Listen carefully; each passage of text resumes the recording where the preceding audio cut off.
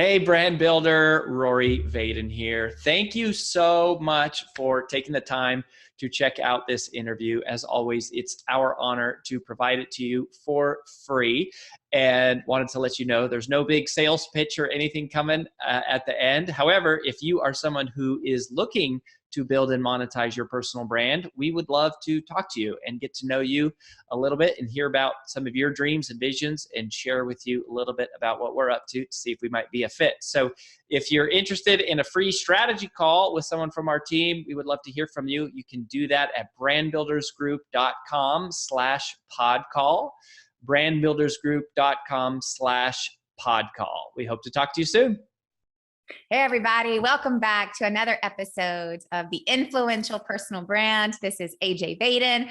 I am one of your co-hosts here. I'm the CEO of Brand Builders Group. But more importantly, today I get to be the interviewer of a very special guest. And I'm so excited to introduce you guys to Mollie Marcoux Samaan. And before I formally introduce her to you guys and let her share some of her brilliance and excellence, I have a formal bio, but I'm going to read just some highlights out of. And if you guys listen to this often, you know this is not something I typically do.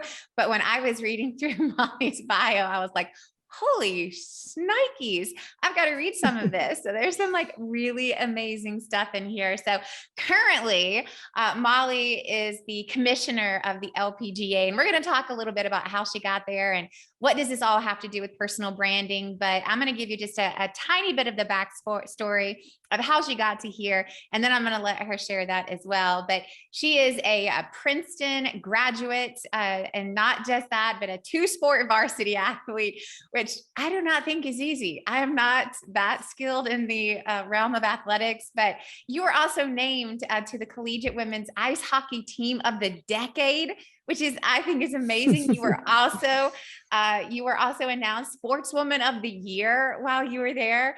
You have then, you went on to had a more than decade-long career of a variety of different positions in the collegiate world. But then you came back to Princeton as the university's family director of athletics. You did that for another almost a decade. And it's like, I could go on and on, but this is like, when I was reading your bio, I was like, oh my gosh, like you are truly an individual who has dedicated their entire life to sports, and not just sports, but the discipline and the just work ethic that it takes to be that excellent at any one thing. And it wasn't just one thing for you.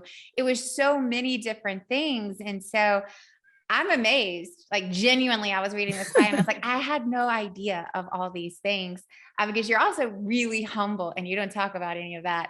So I want to introduce you. So formally, welcome to the show, Mollie. Well, thanks, AJ. I mean, that was quite an intro. I'm going to bring you on the road with me as my press secretary. That was really nice. But again, the decade was the 80s, so it was a little different decade than today. So anyway, it was really fun, and my joy and pleasure in life to be able to participate in two sports at Princeton and to play sports my whole life and have that opportunity. And yes, my whole life has been largely about sports. So, really grateful. Your shirt says grateful, which we just were talking about. And I try to be grateful every day in everything that I get to do. Oh my gosh. I think that your accomplishments are incredible. And now you're leading an entire generation of female athletes in the field of golf. And I find this too fascinating. And so I want everyone to know, it's like you heard a little bit about your background, but why the commissioner? Why the LPGA tour? Yeah, absolutely. I mean, listen, I've had the pleasure, as I said, I've always had great jobs. I think when I always tell the story when I was graduating from college, my friends and I all sat around and we said, well, what would we like to be doing in 5 years? What would we like to be doing in 10 years, 15 years? And at every step of the way, I just put, a really cool job in sports, a really cool job in sports. At every juncture, I knew that's what I wanted to do. And I've had the great pleasure to have really cool jobs in sports, kind of in all parts of sports. I worked right when I graduated, I did some stuff at a boarding school school, coached and worked in athletic administration. And then I worked for Chelsea Piers, which is a big sports and entertainment complex in Manhattan and in Connecticut for almost 19 years. So really saw the amateur side of things and running big businesses and kind of working with athletes young and old at every level. And then having this really unique opportunity to go to Princeton, obviously my alma mater that I love, and really committed to the mission of education through athletics that really is the cornerstone of the program there in the Ivy League, but also just at Princeton more broadly. And I was really, going about my business, really enjoying the job, despite the fact that it was COVID and those presented some, that presented some really interesting challenges. But I got a phone call from someone saying, hey, this is an opportunity that's out there to be the LPGA commissioner. And, again, I love my job at Princeton, but this was a once in a lifetime opportunity to really, in my mind, impact sports, but really in particular impact women's sports. I love golf. I've played golf my whole life and have studied golf and think it's a really unique sport, but mostly, coming at this at the way of like, this is a moment in time for women and women in sports that I think can really change not only sports, but change kind of the world and how people look at women and the talents that they have and the opportunities that exist in this world. So I jumped at this chance and obviously convinced my family to make a pretty big move to come down from New Jersey to Florida, which is a big move for kids, particularly, and my husband. So again, that grateful theme will run through everything I said, and have this opportunity to live my dreams, but hopefully more importantly, to impact, the world of sports and impact specifically our women who play golf and also just young girls who play golf around the world. Oh, I love that. I love what you're doing too. And for those of you listening, it's Mollie and I had the opportunity to meet because she heard me on another podcast, another Mollie, a different Mollie, Mollie Fletcher on the Game Changers podcast. And we got to connect and we've had a few conversations. And one of the things that is one of my passions, one of my goals for this year is to really break in to the world of professional sports when it comes to personal branding. Because I know rather during your tenure as a professional athlete or post, the impact of your personal brand, how many people know about you, like while you're actually in the endeavor of your profession, it's like, that has a lot to do with your income, right? Those are your brand deals, sponsorships, negotiating pay raises because you bring the crowd with you, but then equally as important, if not more, after as you venture into, your next endeavors post athletics. And so I'm curious with you, this idea, this concept of personal branding, and I know, and everyone else knows, and this is no secret, it's like female athletes make less than their counterpart male athletes. Like that's no secret. We're not like whistleblowers here. That's a known fact.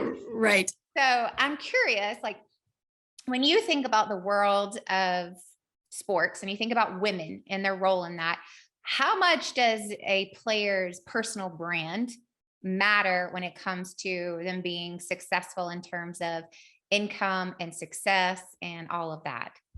Yeah, I mean, I think it's absolutely critical. And I've said this often, when I was evaluating whether to jump into this position, I asked my kids, to name 5 women on the LPGA, and they could name a few, and they weren't, my kids aren't necessarily serious golfers. They're athletes and they're engaged in the world of sports, and they could only name a couple.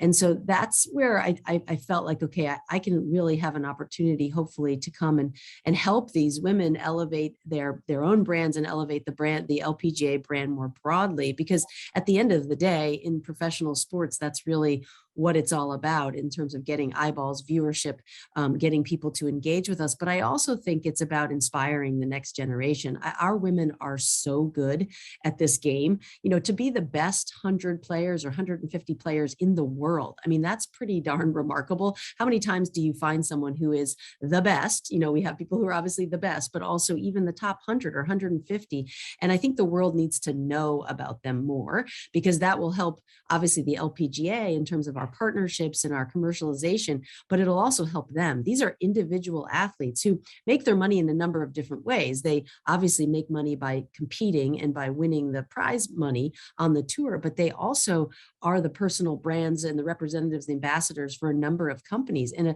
a good portion of their income can come from that association, from the brand. And, we are getting a lot of traction in that area. People are seeing that these are amazing role models, and they can hitch their corporate values or their corporate identity to these remarkable women who are not only being very successful on their own, but inspiring that next generation of young girls to say, I can do this. I can compete at the highest level. I can be a very good person while I do it, and I can represent others' brands along the way. So I think it's really critical to their overall direct income, but it's also really critical to the LPGA's success more broadly and our ability to have a positive impact on the world. So we're really doubling down on that right now, trying to figure out ways to help them elevate their brands, to help us elevate our own brand, which is really important. I think the LPGA doesn't get as much credit as it should. We've been around 71 years. We've had amazing women for longer than any other really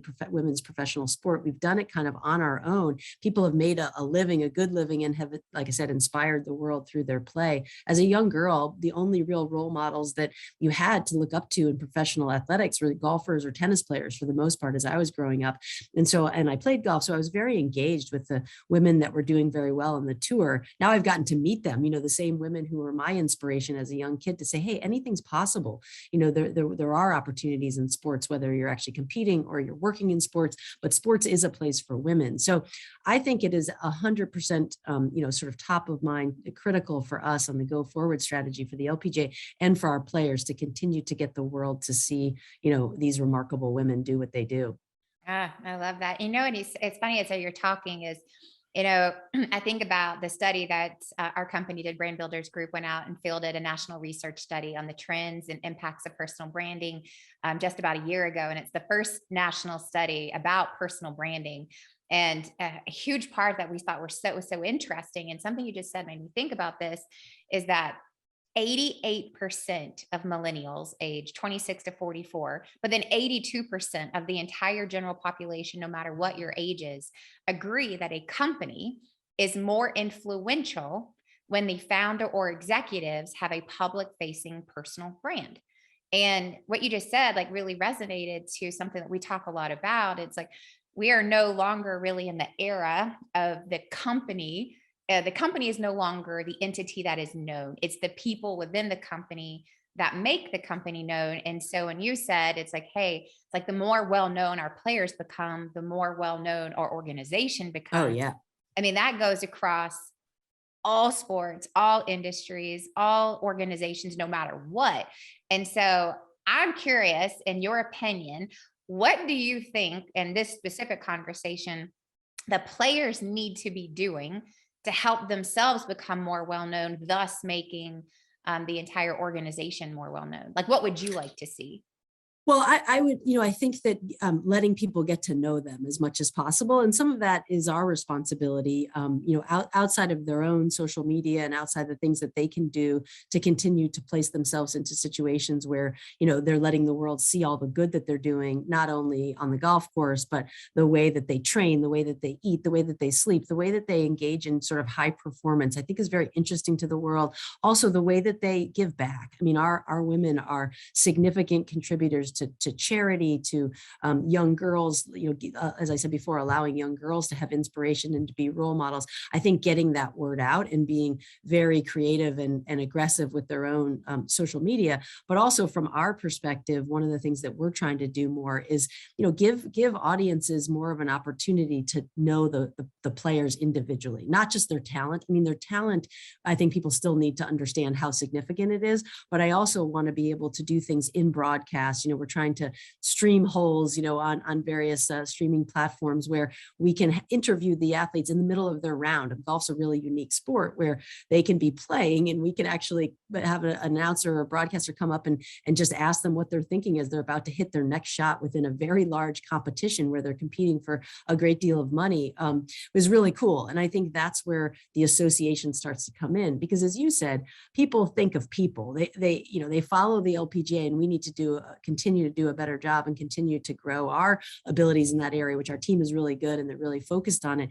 But mostly we connect with people. We cheer on people. It's, you want to be watching someone, you want to be watching someone whose story, how hard it was to get to that point.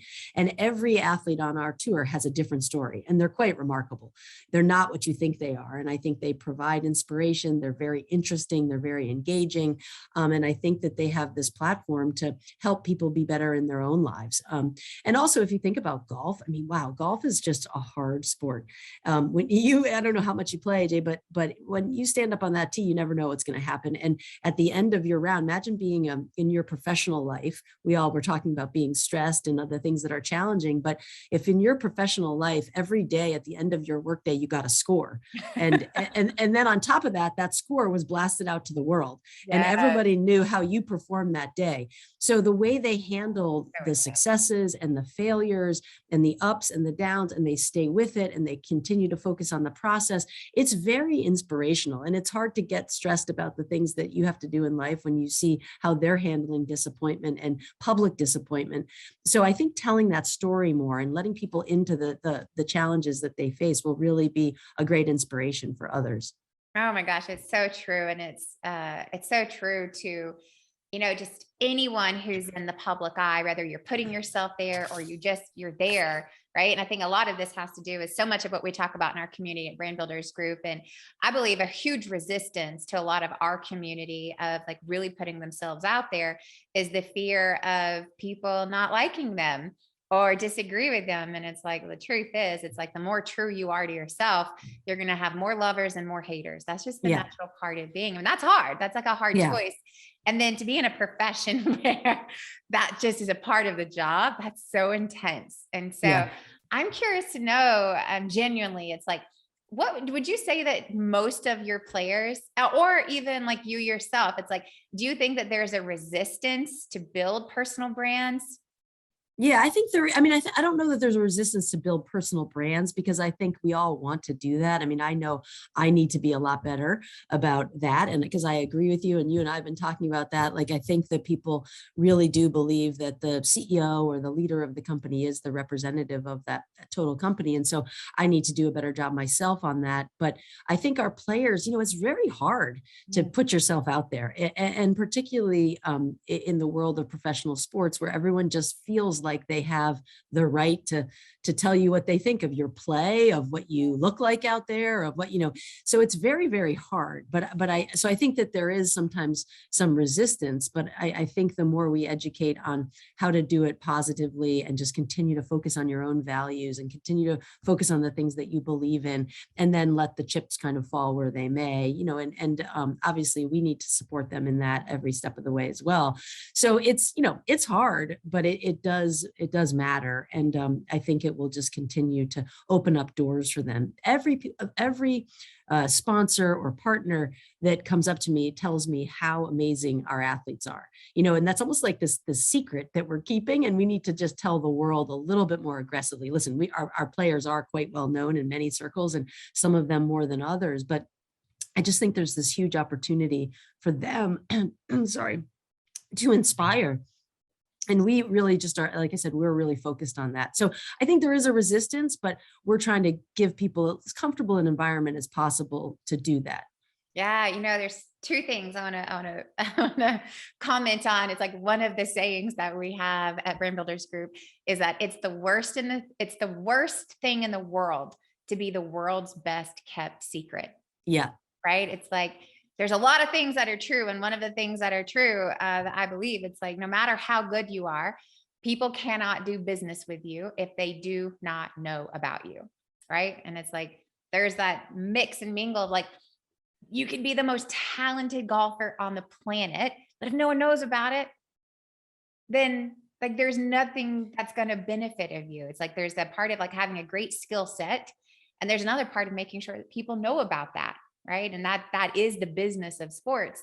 And then the other thing I was going to say, it's like, this same resistance, or not even resistance, reluctance, or sometimes it's confusion. It's like, I think this is what the entire world is experiencing right now, with this enormous shift of going from like this traditional marketing and advertising world to this new kind of world order of the just undeniable importance of your reputation, your audience engagement, people knowing about you. Like that's just becoming increasingly more important. Like we just strongly believe it's like personal branding is a trend. It's not a fad, which means it's not going away, right? It's a growing, amplified part of how we do business.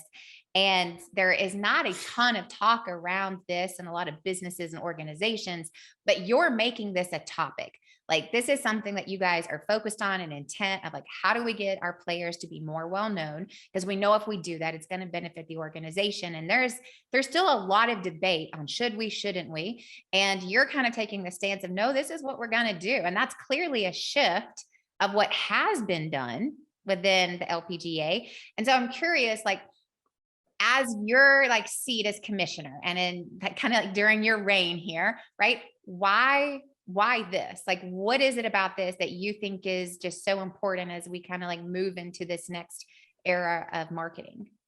Well, a couple things. One, I do think it's also, though, in that hesitancy or the reluctance, I think it is our responsibility as the LPGA to continue to help with kind of helping them through the difficult parts of it too, kind of providing the right perspective on it. So it doesn't, so really they can focus on their own well-being and their own mental health and all of that too, and making sure that there's good perspective. I always think that mindset and perspective and approach is really the most important thing in anything you do in life, is sort of how you enter that challenge, and how you know what you're getting into when you go into it, and just really staying true to your own values and being confident with who you are and knowing what the upside is, but also knowing where the downside can be and being prepared for that. So I think those are some of the things that we're trying to work on.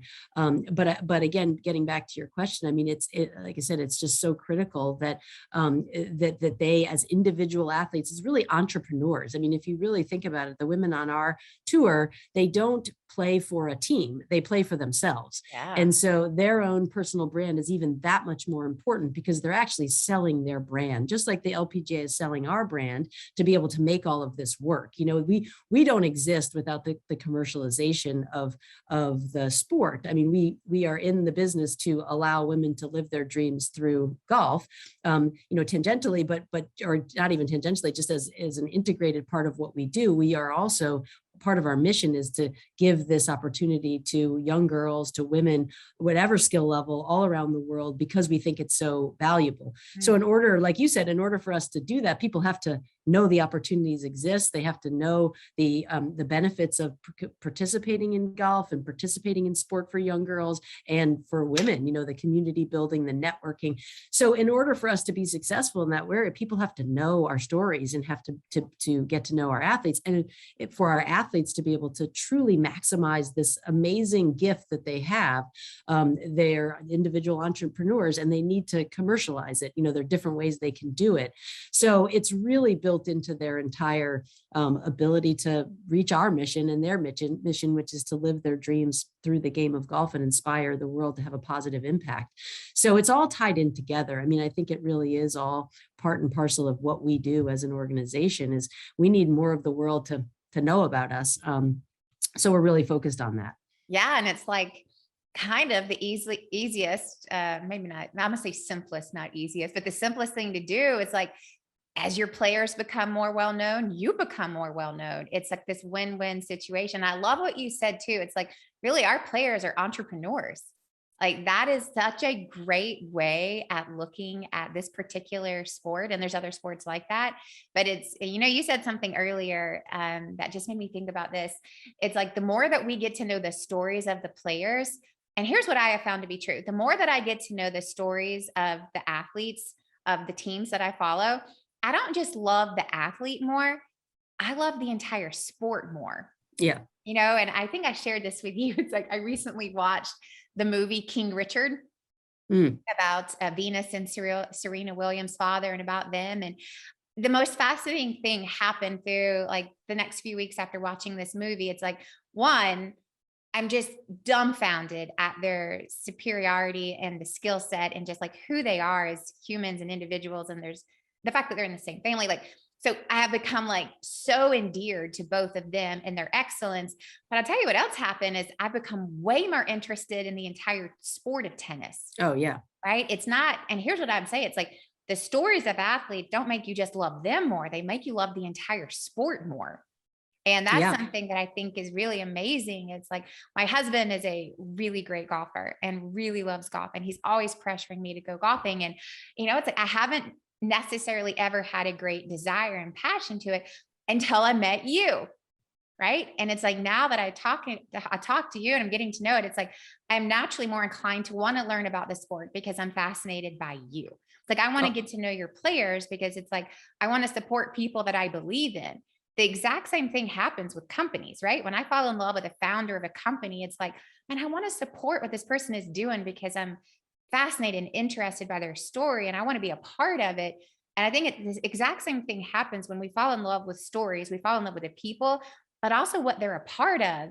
And that includes the entire sport. Absolutely. The sport, the LPGA, women's sports. I think by watching King Richard, which I loved as well. And, you really you appreciate the hard work, the sacrifices, the challenges that have gone into getting them to where they got. It's pretty darn remarkable, and how hard it is to get there, and how talented they really are. So, and again, if you think about sports, why do people love their hometown team? Why do people love their college team? It's because it builds community, and you're a part of something bigger than yourself, and there's a personal connection to that team. You don't generally just pick a team and say, oh, I like their colors. I mean, sometimes that's how you originally sort of align yourself with the team, but then it's about the people. I like watching sports when I have some understanding of who the people are, whether it's the quarterback on a football team or whether it's the star player. And that was why being at Princeton was so fun. I always loved Princeton athletics. I loved following the teams when I was not the AD, just as an alum, because that was my association and my affiliation. But then when you get to know the athletes and their stories, you become sort of obsessed by their results and by their success because you know how much went into it. And that's the same with the LPGA. I've always been a fan. I've always loved golf. I've always been a student of the game and the history of the LPGA. But now knowing these athletes and seeing who they are as people, you wake up wondering how sometimes they were playing in Asia last week, and I was there. I was in Singapore for the first week, and then I had to come home for some meetings. They then played in Thailand. And so the time changes are the time differences are significant. They're 13 or 14 hours ahead. And so, I'd wake up in the morning and just first grab my phone and see how they did. But now knowing all of the women, you're really following them, you're connected with them. And so the more other people, not just the commissioner knows again, we have a huge fan base and many people know our athletes and are inspired by them, and they're doing great work out there. But I think there are more people that could be inspired and get to know them and sort of, have something to cheer for. Where else in the world do you actually cheer for other people? There are not many places where you're putting your arms up, you're clapping, and you're personally invested in it. I mean, look at the fans at different games, and they have their hands in their face, and they're so invested in the success of their teams. And it's not really just the team, it's the people that they're watching. And so there's so much more of an opportunity for that, which I'm really excited about. And I wouldn't be so excited if I didn't think our women were so remarkable, and I didn't think that our product was so good. And so, I've used this word too many times here today, but so inspiring. So, and that's really why I've stayed connected with sports so much, is because I do think it changes people's lives. I think it builds leaders. I think it builds communities. I think it gives people some optimism and something to look forward to. So I think there's so many benefits of it that I love having this platform to tell our stories. Oh, I love that. And I so agree with you. It's like, I just think there's so many benefits of sports in general, like regardless of what it is, there's just so many, but like to what you said, it's like, what are the things in life do you like physically jump out of your chair for, screaming and yelling for other people? Yeah. Right. And it's like, you get so emotionally invested into the team, the community. It's like how many times do you buy all the gear of your favorite company and wear it with pride? Right. It doesn't happen. That's such a great point. And so we have just 8 more minutes or so. And so I want to shift gears just a little bit, and I want to talk about you. and really like your role. And you said earlier, it's like every decade in your life that you've said, like, I just want to pick like the next most awesome like role in sports. And so I'm going to kind of put you on the spot, right? And looking at this next decade, like 10 years from now, like, what do you want to be doing? Well, I mean, listen, I have a big task ahead of me here. And so I'm really not looking forward past this opportunity at all. I mean, I've just gotten here, been here, 6 months, a little over 6 months. And we have a great platform. The LPGA is in a really good position, but the fun of it is that there's huge growth to be had too. So I would like to look back in 10 years and say, hey, we elevated the LPGA to a place where the women are making more money, getting closer, hopefully, or getting to the point, the same amount of dollars that the men make to play the sport, that more people know about them, have been inspired by them, that girls golf has grown around the world, not just, we're a global tour. So we have women from, I think, over 50 countries participating on the LPGA. And we also partner with the Ladies European Tour, and we have a qualifying tour, the Epson Tour. So we have, I think, over 50 women from different countries. And so our 50 countries represented. So we have the opportunity not just to impact what's happening in the US, but, around the whole world. And so I hope that I wake up in 10 years and say, well, we really did take this to the next level. And we were able to impact the individuals that participate, but also the world more broadly. I hope the number of girls that are playing the game has grown. I hope the number of girls who really might not otherwise have that opportunity if we weren't really intentional about it. I think, certain sports these days, almost all sports, have become very expensive. Yeah. And, golf has traditionally been known as a very expensive sport. And this is an opportunity that can't be just given to young girls or boys whose families have the resources. It's like education. I really feel like it's our responsibility to give this remarkable game to those who might not feel either comfortable or have the resources to be able to play. So I'd like to wake up and say, hey, we really did give this opportunity to many more young girls, and we impacted many more lives along the way. So you're kind of looking at impacting lives, but you're doing it through this overall platform, which and hopefully women's sports has grown during that period. And no longer do people look and go, okay, well, there's golf, and then there's women's golf. It's sort of like there's golf and there's men's golf and there's women's golf, and then we play together. I mean, that's the beauty of golf also, that men and women can play together.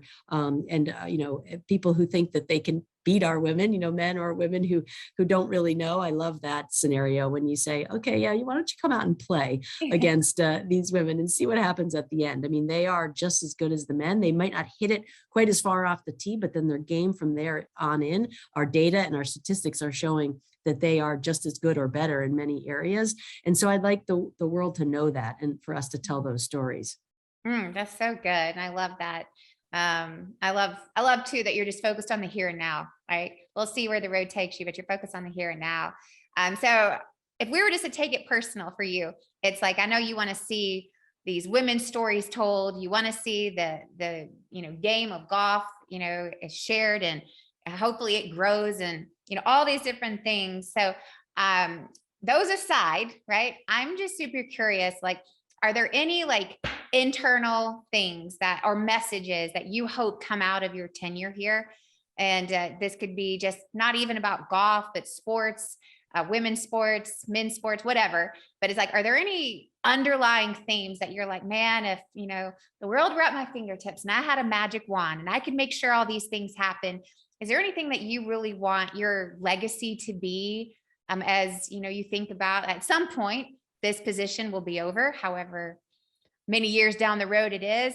But when people think back and they think about Mollie Marcoux Samaan, like, what do you want them to think about?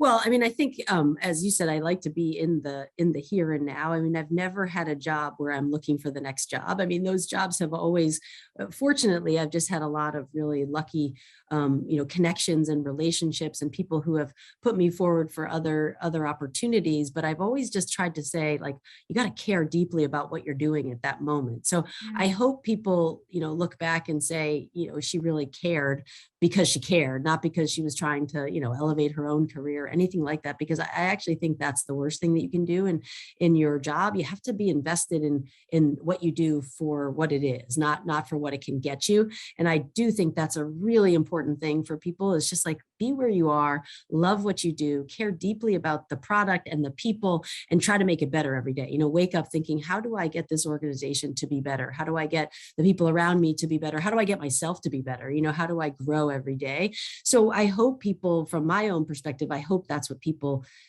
say. There was one of my bosses at Chelsea Piers, where they were doing this, my going away party, and, they were standing up and saying really nice things. And you're always like, oh, I never knew they thought that. But one of my bosses, that's what he said. And at first I was like, wow, he just said, like, I thought he'd say, oh, I did really well at this, or I had these accomplishments, or I was hoping, but he just said, at the end of the day, Mollie cared. She really cared about our organization, cared about our people. And so when I reflected back on that, I was a little younger. I was like, that's good. Like, I was proud of that. I hope that continues, and that's what people can sort of say the same thing along the way, because it makes life a lot more fun to care about the teams you're on. Being an athlete, being associated with teams, I think everything is about your teams, whether it's your family or your work or your friends or your community. They're all teams. And so how do you show up for that team? So that's what I hope in my career, is like, I really have no aspirations for a different job, or for, really just to have impact where I am, and to have people who I work with say, hey, she really does care, and she's not going to be perfect, is going to make mistakes, and, not going to know everything by any stretch, but she cared. And I think that's really, that's what my hope is. I love that. You said two things there. I thought that was so good, is that you're a part of teams no matter what you do in life. Like, maybe it's your family team or your work team, or maybe you have a church team or a nonprofit team, or maybe you're on a sports team, right? Yeah. But it's like, you're a part of teams, no matter if you're in sports or not. And that's such a great way at looking at all the different things that we do. It's like, I'm a part of like 6 different teams. Right. And I had never thought about it that way, where it's like, I'm a crucial, integral part of making our family team work. Right. And if I don't do good, they don't do good. Yeah. That's the most important team, by the way. That is by far the most important team is your team. I heard someone yesterday say, the team that really matters is the team that's sitting at your Thanksgiving dinner. Yeah. And that's a good way of putting it. That's the team that makes the most. And it was actually from a coach who cares deeply about his specific team that he plays on, or that he coaches. But I think the most important team is always the team that's sitting at your Thanksgiving dinner. But yeah, I mean, sometimes your role on the team is not exactly the role that you would like to have. And I talk to my kids about that all the time. But if you go in with like, hey, whatever my role is, my job is to make that team better, whether I'm the star player or I'm, sitting at the end of the bench, everybody on that team contributes to the overall success. And if you don't wake up thinking about that, you can actually be a negative impact to the team. So you really have to, and in sports, the college level, we talk about that with the coaches all the time. It's like the end of the bench is just as important as the starting superstar. And so make sure you as the coach or the leader play to that whole bench. But also, if you're on the end of the bench, how are you contributing to make that team better that day? And it translates to work, it translates to family, it translates to everything. We know that in marriages, and in, listen, some days you're going to be getting to do what you want to do, and other days your partner is going to need to do what they need to do. And it's a constant, team that we engage in. Same thing with our kids. So I just love thinking of it as teams. Yeah, I love that. Like, I'm totally going to shift my mindset around. It's like, we all have different roles, but we're a team, and I'm a part of like a variety of little teams in my life. And it's like, how am I showing up? Like, what's my role in each of those teams? I love that. That's so good. The other thing you said that I want to like highlight for the listeners is you got to care about what you're doing for the sake of just doing a good job and loving what you're doing, not because of what it's going to get you. Right. Right. That is so significant. I feel like so many people in life, intentionally or not, are doing things while subconsciously doing them, going, if I do this, then I'll get this. Or if I do this for this person, then they'll do this for me. It's like, there's this like subconscious mindset of, I'll do this, but I'll do it to get this. Right. And you said, no, it's like, do it for the sake of doing it and being a part of the team and loving what you do. Yeah. And for you to get better and for you to grow and for, there's intrinsic benefits of that for sure. But it really does, I think, reduce stress and, reduce the anxiety around what you're doing. You wake up and say, okay, my task is to care and to make this organization better and to accomplish my goals and not worry about the rest. It's not always easy to do. And believe me, I fall prey to all of that, like we all do, but trying to get back to level set on mindset and even just with kids in school, there's so much pressure on grades and successes on sports teams and in the play and various things. And, I constantly try to say to my kids, listen, you show up, do the very best you can and let the chips fall where they may, and you contribute to it because you love it and because it makes you happy and because it's fulfilling and it helps you grow. Don't worry so much about that result. That's hard for kids. It's hard for adults. It's hard for all of us. But I do think for me, it reduces stress. It's like, listen, I can just put one foot forward, put my clothes on, get out of the house and do the very best I can do and hope that things go the best that they can possibly go. And that's not something my mindset I've always had. I think that's, sort of evolved over time. So I try to share that with my kids and, they have to go through some stuff on their own to figure that out. But I do think that's an important mindset. Oh, I love that. I'm telling you what, it's like the more time I get to spend with you, it's like you just have like all these little like excellent bombs just dropping everywhere. All these like awesome little golden nuggets that just come out of your mouth. I so love what you're doing. I know exactly why you were recruited for this position.